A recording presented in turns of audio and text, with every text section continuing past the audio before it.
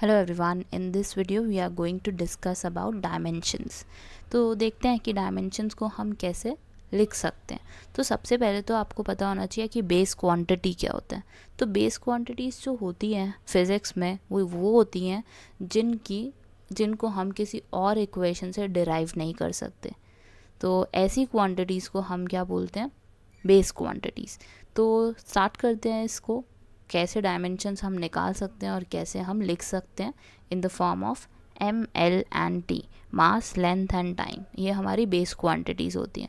और भी क्वांटिटीज़ होती हैं, लेकिन अभी हमें इन्हीं के बारे में ज़्यादा पढ़ना होता है। एम एल और टी के टर्म्स में हमें अपनी डायमेंशंस रीड करनी आनी चाहिए। सो लेट्स सी कि हम बेसिक क्वांटिटीज़ को डायमेंशंस में कैसे कन्वर्ट कर सकते हैं।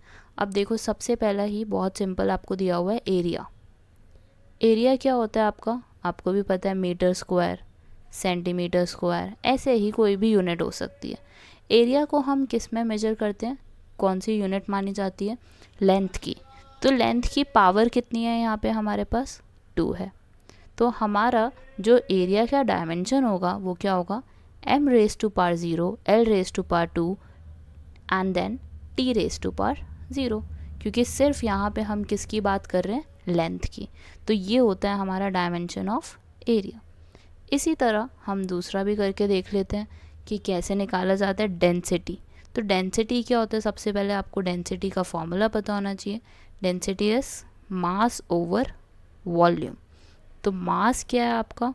किस में मेजर किया जाता है उसको? केजी में।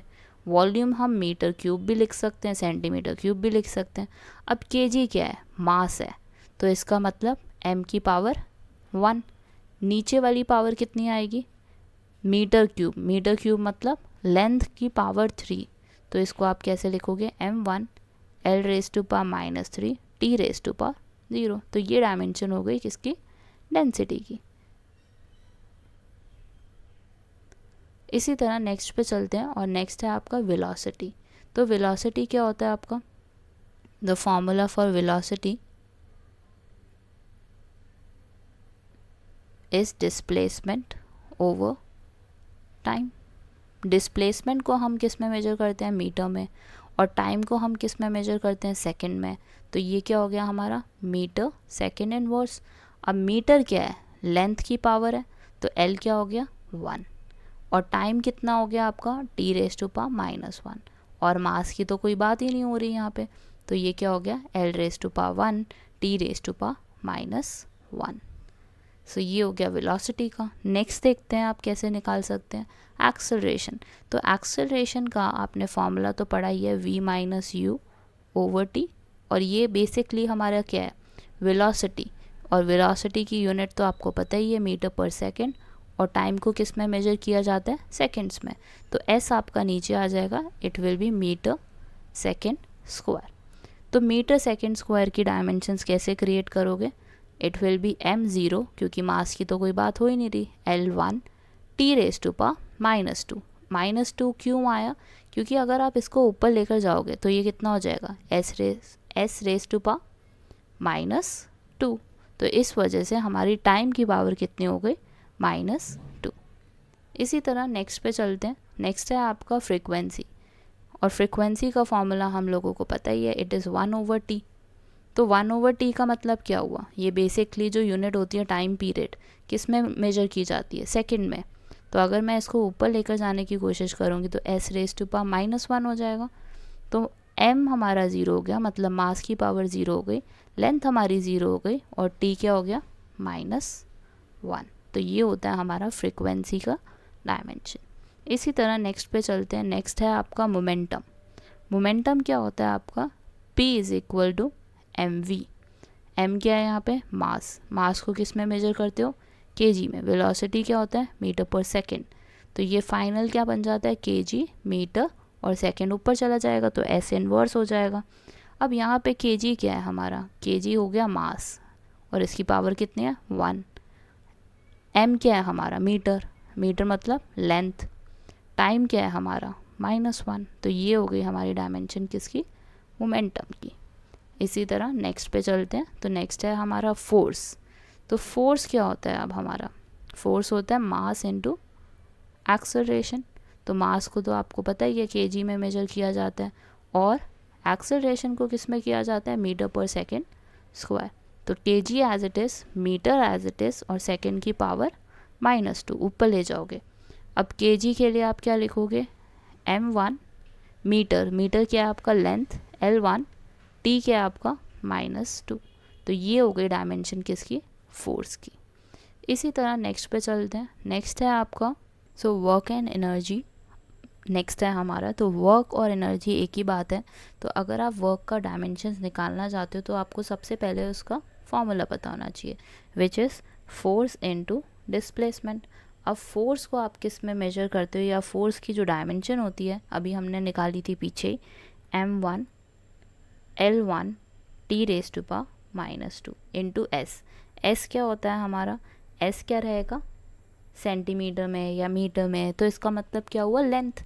तो डिस्प्लेसमेंट हो या डिस्टेंस हो, उसका l1 ही होता है। तो m में तो कोई चेंज नहीं आएगा, m आपका 1 ही रहेगा। l में क्या चेंज आएगा कि आपके पास 1 + 1 हो जाएगा, सो l⁻², t⁻²। तो ये डायमेंशन हो गई आपकी वर्क और एनर्जी की। इसी तरह नेक्स्ट पे चलते हैं। नेक्स्ट है आपका पावर। तो पावर क्या होता है आपका, वर्क डन ओवर टाइम। अभी हमने वर्क डन का निकाला है ना, तो अब आप डायरेक्ट भी सीखो कि कैसे हम, अगर आपको वर्क का पता है ऑलरेडी और टाइम का ऑलरेडी पता है, तो आप डायरेक्ट भी पुट कर सकते हो। जैसे वर्क डन के आपको वैल्यू पता है, अब m1 l2 t-2, और टाइम का क्या होगा, t1 होगा, ऑब्वियसली एक ही डायमेंशन होगी। तो अब यहाँ पे देखो कि t में क्या चेंज आएगा, क्योंकि m तो एक ही है, l भी एक ही है। टाइम में क्या चेंज आएगा, t-2 -1। तो ये क्या हो गया, m1 l2 t⁻³ तो ये चेंज आ गया आपका पावर में। नेक्स्ट है आपका प्रेशर। तो प्रेशर को आप कैसे निकालोगे, प्रेशर क्या होता है आपका, फोर्स ओवर एरिया। फॉर्मूला क्या है इसका, फोर्स ओवर एरिया। एरिया की मेजरमेंट तो आपको पता ही है ऑलरेडी, l का स्क्वायर, लेंथ का स्क्वायर। फोर्स का भी हमें पता ही है, फोर्स क्या होता है, m1 l1 t⁻²। तो आपका प्रेशर का फॉर्मूला क्या बन जाएगा, it will be m1 as it is, l -1, और t कितना हो गया, -2। तो ये हो गया आपका प्रेशर का। नेक्स्ट देखते हैं। नेक्स्ट है आपका इम्पल्स। इम्पल्स क्या होता है, force into time. Impulse is equal to force into time. तो फोर्स का डायरेक्ट हमें पता ही है ऑलरेडी, तो वही प्लेस कर दो, m1 l1 t⁻², और टाइम आपको पता ही है t1 रहेगा यहाँ पे इस केस में। तो अब m में तो कोई चेंज नहीं आने वाला, m1 ही रहेगा, l1 ही रहेगा। t की वैल्यू क्या चेंज हो जाएगी आपकी, -2 + 1, -2 + 1 कितना हुआ, -1। So this is the value for impulse. Next है आपका इलेक्ट्रिक चार्ज। इलेक्ट्रिक चार्ज क्या होता है आपका, Q, और Q की वैल्यू क्या होती है, I × T। I क्या है आपका, करंट है, और टाइम क्या है आपका, T रहेगा। वो तो जो I होता है उसको हम मेजर करते हैं इन टर्म्स ऑफ एम्पेयर। तो इस केस में आपका जो रहता है वो एम्पेयर 1 रहेगा, और टाइम क्या रहेगा, T1। बस इसका यही होता है इलेक्ट्रिक चार्ज का। करंट के लिए हम क्या यूज़ करते हैं, बेस एज A। नेक्स्ट है आपका इलेक्ट्रिक पोटेंशियल। इलेक्ट्रिक पोटेंशियल क्या होता है आपका, V से डिनोट किया जाता है, और उसको कैसे लिखते हैं, W/Q। ये तो आपने 10th में भी सीखा है, वर्क डन ओवर चार्ज। अब वर्क डन का अभी हमने निकाला था जस्ट, वर्क डन का होता है m1 l2 t-2, और चार्ज का क्या होता है, इट इज़ AT।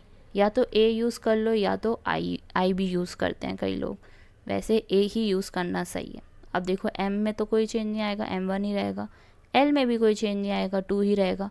a जो है ऊपर जाके क्या हो जाएगा, -1। t की पावर कितनी हो जाएगी, -2 और -1, -2 -1 कितना हो गया, -3। तो ये डायमेंशन किसकी हो गई आपकी, पोटेंशियल की, इलेक्ट्रिक पोटेंशियल। सो यस, हमने कुछ बेसिक डायमेंशन सीख लिए हैं निकालनी। इसी तरह आप और भी डायमेंशंस निकाल सकते हो। अगर आपको फॉर्मूला पता होगा तो और भी आसान हो जाता है हमारे लिए। So yes, this is the end of this video. Thank you for watching. Have a great day.